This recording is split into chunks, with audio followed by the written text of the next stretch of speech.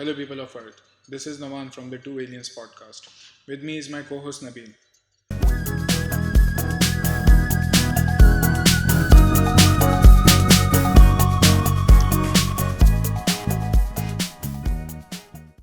Hi guys, how are you? Hope you're all having a very good day.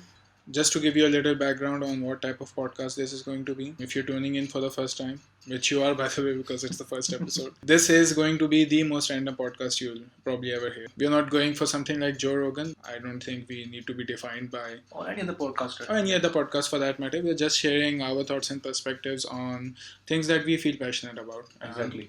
That includes sports, fitness, bodybuilding, UFC, science, medicine, politics, religion, and a whole lot of other topics. Even freaking space, man. Even conspiracy theories for that. Yeah, I do that. Yeah, we are actually quite fond of conspiracy theories, me and Nabil. Don't take it the wrong way.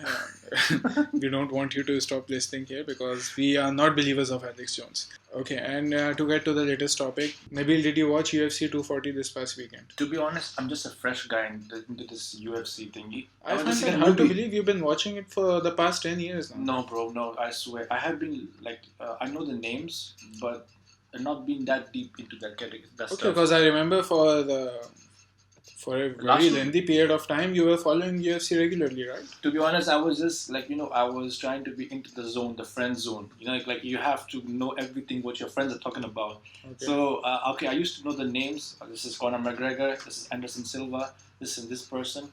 Okay, this is Cyborg and Amanda Nunes, and of course Holly Holmes. Mm. But the thing is, watching their fights, I wasn't. But recently, I just, as you can say, as I said before, I'm a newbie. So I just started watching fights, and but still, I feel like I'm lagging behind. That's what I feel. Anyway, this past weekend, Max Holloway defended his featherweight belt against Frankie Edgar. I watched the fight. It was a very good fight.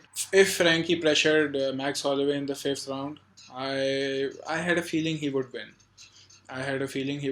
But I mean, Max Holloway is the GOAT, man. Max Holloway, in terms of featherweight, he's right up there. Then there's Jose Aldo, and then there's everyone else. Now, of course, you're gonna say that Jose Aldo got knocked out by Conor McGregor, but Conor McGregor didn't stay in the division as long as Jose Aldo did. Any news about Conor, by the way, because he's silent? For the people who don't know, there's going to be a UFC event in Abu Dhabi this September, and Khabib is coming over, right? Yeah, Khabib and Dustin Poirier are going to be fighting, and they're going to be fighting for the lightweight belt. Okay.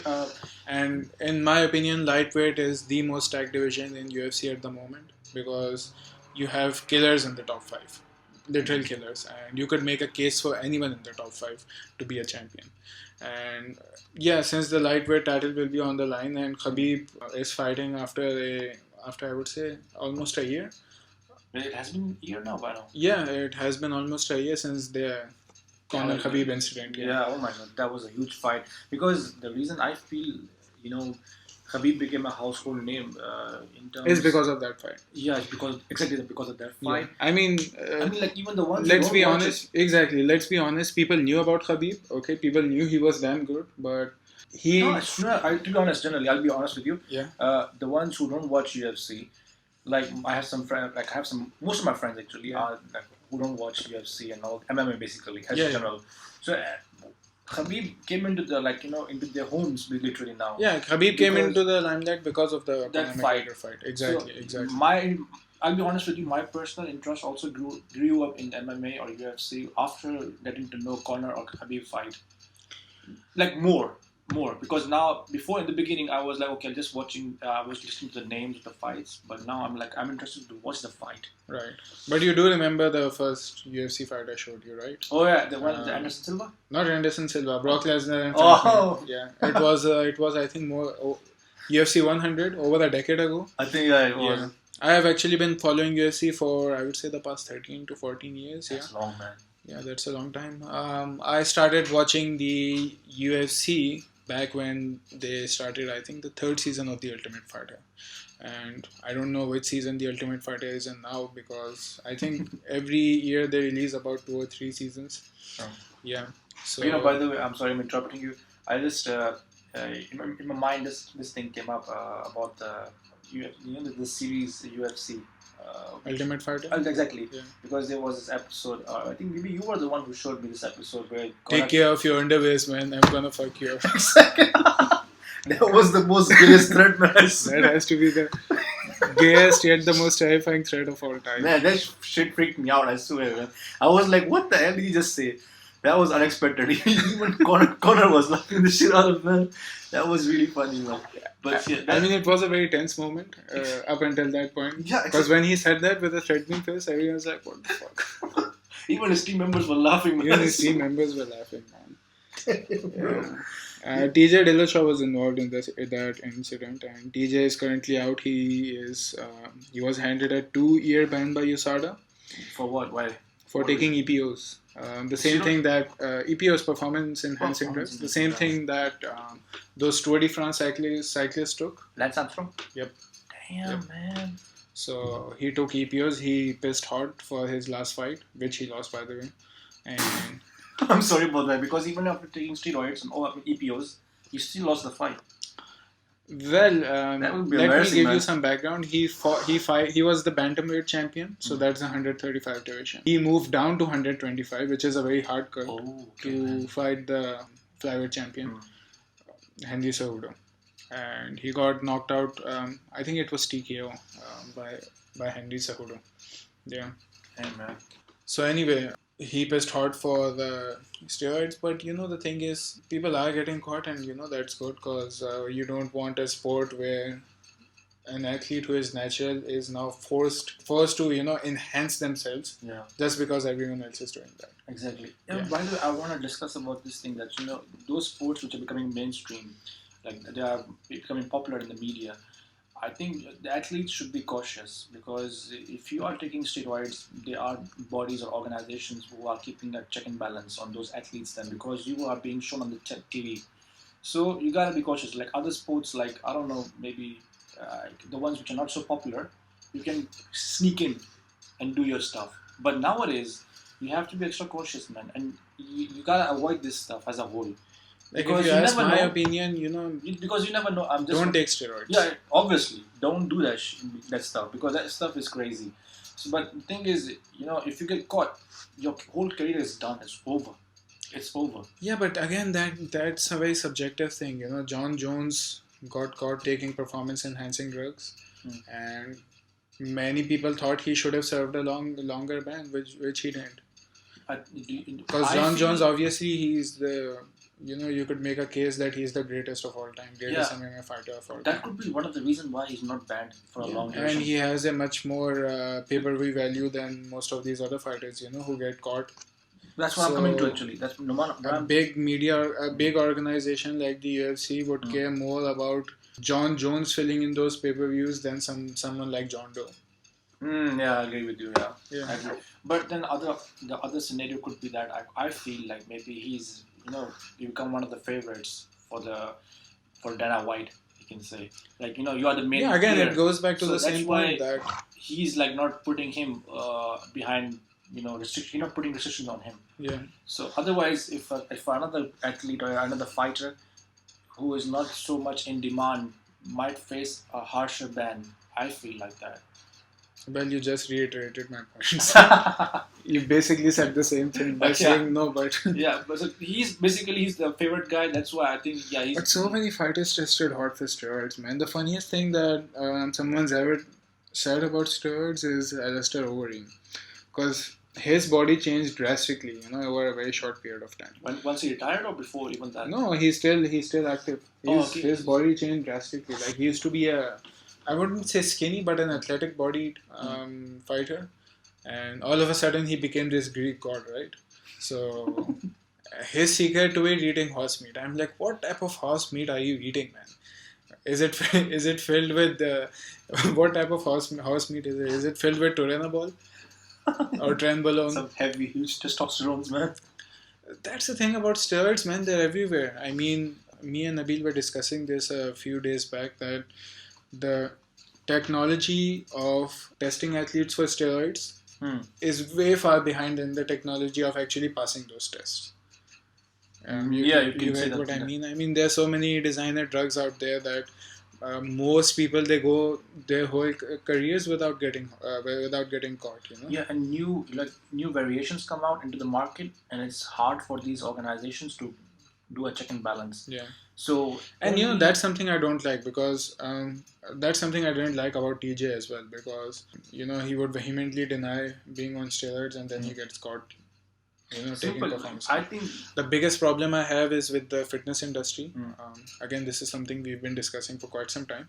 Many so-called athletes, I'm using air quotes, what they do is, if you check their Instagram profiles or their YouTube channels, they like something like natural aesthetics, or all-time natural or lifetime natural, something like that. But when you look at their physiques, as someone who's been training for some time, you'd be like, I don't think he's natural. Yeah, you get the feeling about it, definitely. See, if someone is open about using steroids, like all these guys who compete in the men's open division in Mr. Olympia, throughout history, like if you take Ronnie Coleman, Jay Cutler, these are like famous household names. Yeah. Most people who don't know shit about bodybuilding, they know who Ronnie Coleman is, and they know who Arnold is. Yeah, Arnold, at least, of course, come on, Arnold is one person. Yeah. To the chopper. Okay, if you look at someone like Ronnie Coleman, you'd be like, of course he's on the juice, right? But these guys aren't denying it. It's like an accepted reality there that to be at the top in Mr. Olympia or in the IFBB, you have to take the juice. Do you think Arnold? I'm sorry if I say that, because Arnold has a huge reputation. Yeah. People literally might sue me for saying it, but do you feel that he had taken some supplements or steroids? Could be. Because at that time, I feel like that at that time there wasn't that much check and balance. Could be. I mean, why not, right? Yeah, I feel like that could be possible. Could be possible, but of course, all these new guys, they're definitely on the juice. The problem lies here. I don't have a problem with them. They're taking juice. They're not denying it. Some people are actually open about it, so that's fine. The problem I have is when you're on the juice and you're claiming to be natural. I mean, that's that's setting a very false precedent for your fans and followers.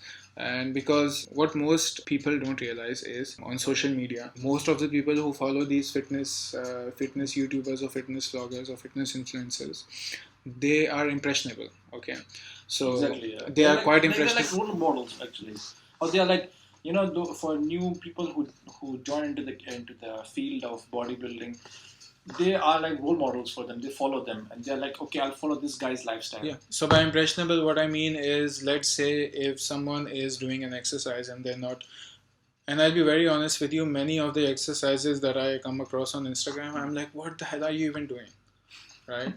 Some exercises I have just bad form. Some exercises are variations that are only leading to that, over time may only lead to tendonitis. I said, oh, by the way, about these things you were talking. And some of these exercises are just plain stupid, Exactly. But most of these influencers are doing it. Why? Because it looks cool. I'll tell you what happens. These are the same people who, they haven't gone through the proper channels to get their personal certification.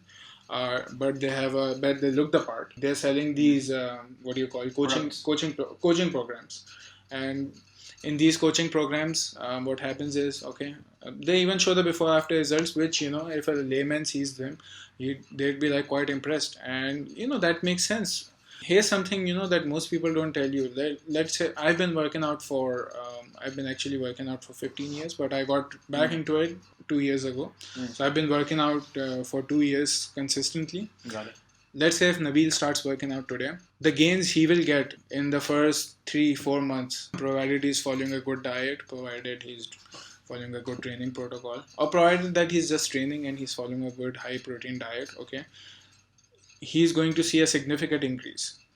He may see a significant increase. Why is that? These are called newbie gains. So your muscles are not used to all this extra heavy work. Exactly, right? So now your muscles are in shock, and when you provide them with proper nutrition, they grow the most.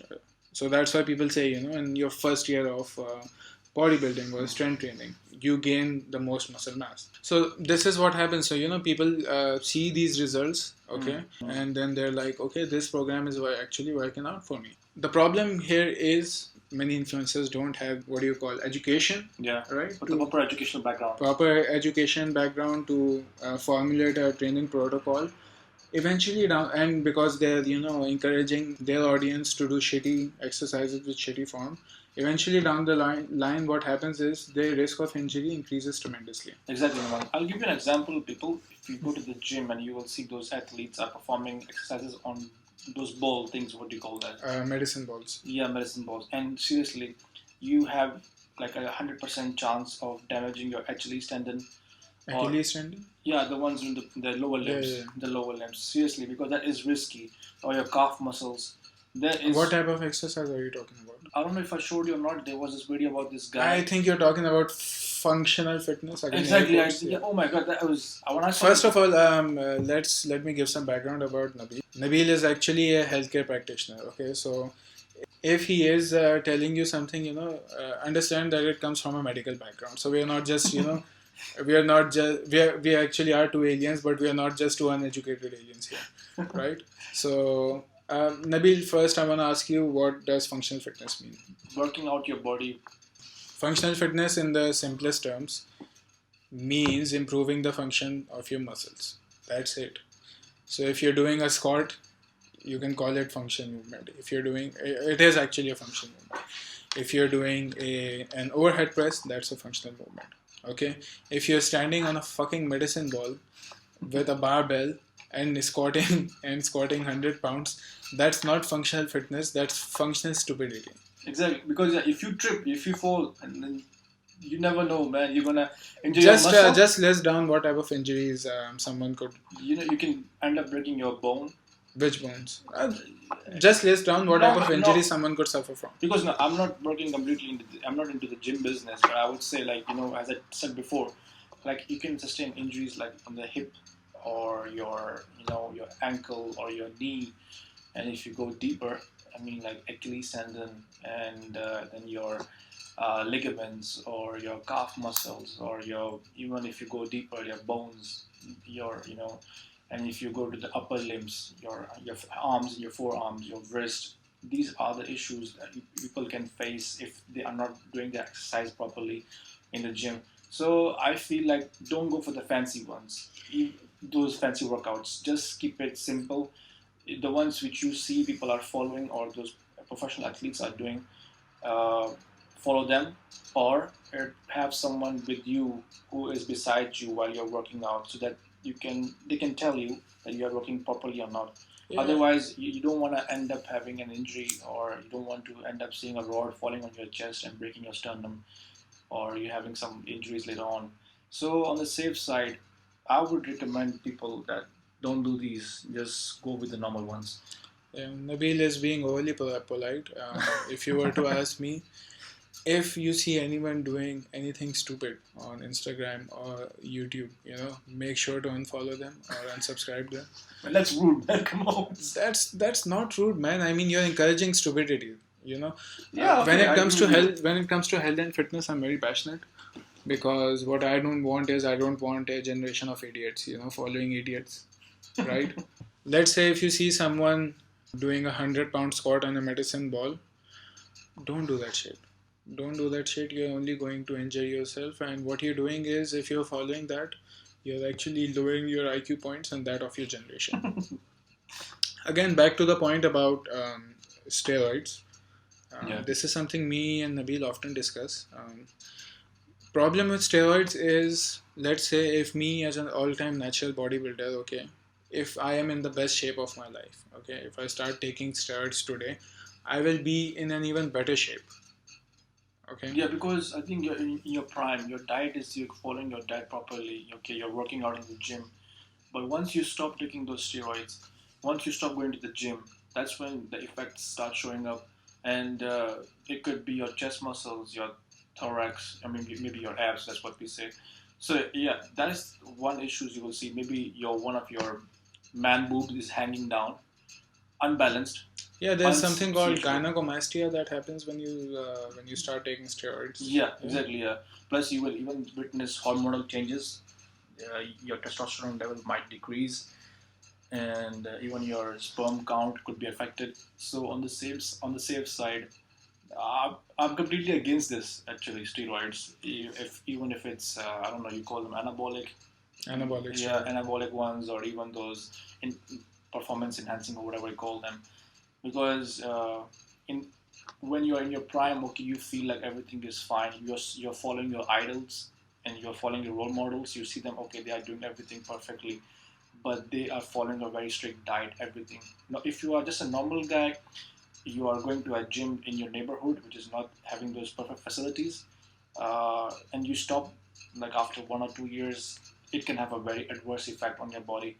But if you are following a professional, organization's regimen or schedule, maybe you will survive for 10, 15, 20 years. But once you stop, even then also you will face the same consequences later on, that your muscles will have an issue, or maybe your testis, or your ball sack basically, or Your your hormones, balls. or your hormones Yeah, and might be affected. one thing I would like to reiterate: fitness is being fit, being healthy. Yeah, exactly. Being right? healthy, that's the thing actually. It doesn't necessarily mean looking healthy. Okay, so what many people consider to be healthy is actually not. You don't know what these IFBB pros, or the Phil Heaths, the Kai Greens, what type of conditions they're suffering from, or what their mental state is, what their physical state is. So while they look good on the outside, Exactly. on the inside you have no idea what those steroids have done to them. Exactly. So speaking of, as Nabil mentioned, those hormonal changes, recently this news came out that a transgender woman is going to compete in the men's bodybuilding. Right? Yeah, I think his or her name is Croc something in the end. Yeah. Yeah. So about that, To give you a little background, Mr. Kroc was a very popular powerlifter, world record holder, and he transitioned to a woman. Okay, he didn't compete during this time, and now he wants to compete in the men's division. Okay. So, what's your take on that? For me, if you ask me, it's a very complex situation. So, most of you guys might and girls might disagree with me, but I think um, as a lot of athletes are changing their gender from male to female or female to male, and the issue is starting to arise that once you change your gender, then okay, you can go into the female category and you can compete over there. But then there might be issues of muscle mass or maybe stamina if it comes to Olympics or running, or if it comes to powerlifting. There and then and there, you will find issues, and this is what happened actually with one or two athletes also. Like I feel like Numan, transgender athletes, I think, in my opinion, should be given a separate category. You mean they should have their own leagues? Exactly. Because on the safe side, here's the thing. I can understand the argument if a man who is transitioning to a woman is competing in a women's sport. What I don't understand, but this in this scenario, Croc was already a man. He transitioned to a woman, so he basically took estrogen. But right? Now you know what he's saying. Now I just recently, I'm sorry, I'm interrupting you. I recently just watched a video, and in that video, basically on YouTube, the person was saying that he's Mr. or Miss. He's not claiming himself as a Miss right now. He's calling himself as or herself as a gender fluid person. Okay. And gender fluid, basically, you're not assigning yourself specifically to one gender. Okay. Even though he has changed his hormones, he has. No, but I'm talking about strictly the competitive. Yeah, I'm coming to that side. I'm coming to that side also. I'm coming to that side. So he even did facial surgery to look like a female. Then he even took estrogen hormones. So he did everything according to that. But then now he's changing and he's competing in the males category. Okay. So I feel like it's this is my own personal opinion. Okay, you can bash me for that, but I think it's kind of unfair because now unfair to whom? To the males. What are you talking about, Nabil? You know why? Because you are going like you are constantly changing your gender. Because as I said, he's gender fluid. You're not assigning yourself specifically to one gender. Okay, but he's not competing in the female category. He's not competing right now. Maybe. I mean, okay, I would understand, because if you look at him, he's easily with the right conditioning, I would say he would easily win, all the major female titles, right? But Yeah. if you look at him in the males category, I don't see it. I'm I not don't talking see him about winning. No, man, I'm not talking about winning or losing. Actually, I'm saying about competing. Right, as I said before, he's claiming himself to be gender fluid. So if he's competing right now, maybe for example, he's competing right now in the males category in the next competition. Right. You never know. Maybe after like 6 months later on, he might say, "Okay, I want to go into the female." No, but that's fine. I don't understand what your point is about the males having a disadvantage here. No, I'm not saying specifically males, but even maybe for But you example, just said that. I know. I'm saying, but I'm not specifying. It was just an example. But for example, I'm saying that maybe, like right now he's competing okay in the males category. He might not even win that category or division wherever he's participating in that one. But maybe in the future he decides to change, and as he's claiming himself to be gender fluid, maybe he decides to go next month or after like 6 months later, 8 months again. He says that okay, I want to go into the female category. I want to participate in that one. Will you stop him then? Man, it's not up to me to stop him. I don't. If you ask me personally, of course, you cannot listen. stop. If you ask me personally, I have zero problems with him competing in the men's division. If he competes in the women's division, okay. Again, this is my opinion. He's free to do whatever he likes. I would not be so supportive, just for the fact that he was a man at some point, right? So he has naturally more testosterone, and people who read that or watched that Vice video about that transgender powerlifter, they might have some misconceptions about testosterone. Let me tell you, testosterone plays a significant role Exactly. in bone density, muscle mass, and all these things. It does. So that's why men are stronger than women, in general.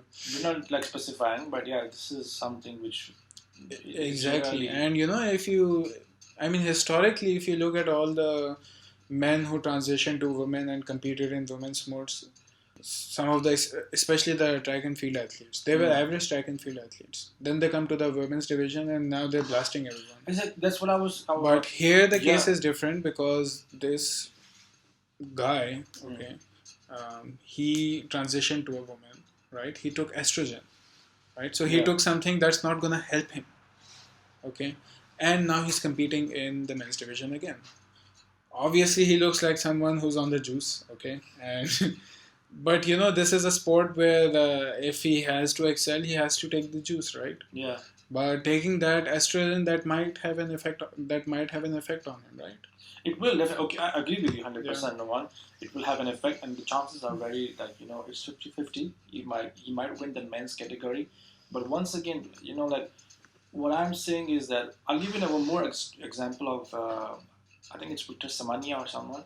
Simania, she's an athlete, and she participated in the Olympics running marathon thingy.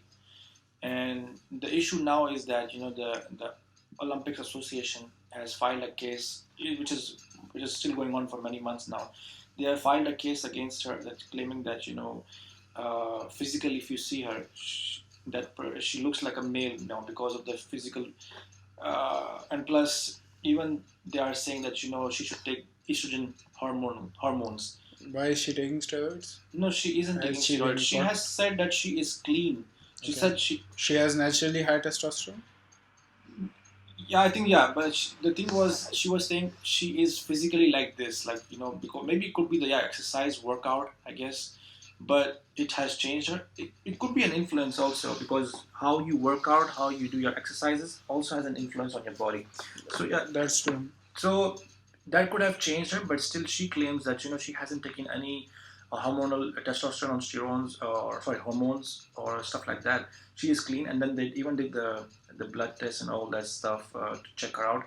But now the issue is coming up that they want her to take estrogen hormones, and if she doesn't take it, then they will She'll not be banned. She'll be banned. She will not be banned, but she will not be able to participate. So that's a ban, right? Yeah, you can say so. I mean, okay. Yeah, it depends, man. It depends upon the the punishment of the fine which they will give on her. I'm not certain. Right now, the case is going on, and she has appealed actually in the court. And if she wins the case, then Olympic organization cannot force on her to take some steroids or whatever hormones stuff. So yeah, I think this fiasco. It's a big mess, man. Yeah, that's what I'm. It's a whole complicated issue. So once again, back to the point, I would say. Even I would agree with you on this point that if transgender have their own league, exactly, that would make more sense, right? Exactly. You keep a check and balance. You make a different department for them, and you. Yeah, but then again, it's a whole lot of investment, don't you think? I know, but come on, everything has a beginning. You know, I mean, that's true. Even before back in the times when, you could not imagine female marathons participating, but now, now there's a whole organization. Just taking Dana White, Uncle Dana. Some time ago, he said that women will never compete in the UFC. What? Yeah. Is that? Yeah, and now and then Ronda Rousey came around, and now you have Amanda Nunes, the greatest of all time. So yeah, I mean, I agree with you here. So yeah. Anyway, thanks for tuning in, people. We hope you enjoyed the podcast. If you did, make sure to tune in next week. We'll have some more interesting topics for you. This is Alien number 1 Naman signing out. Alien number 2, Mohammed Rafi signing out too.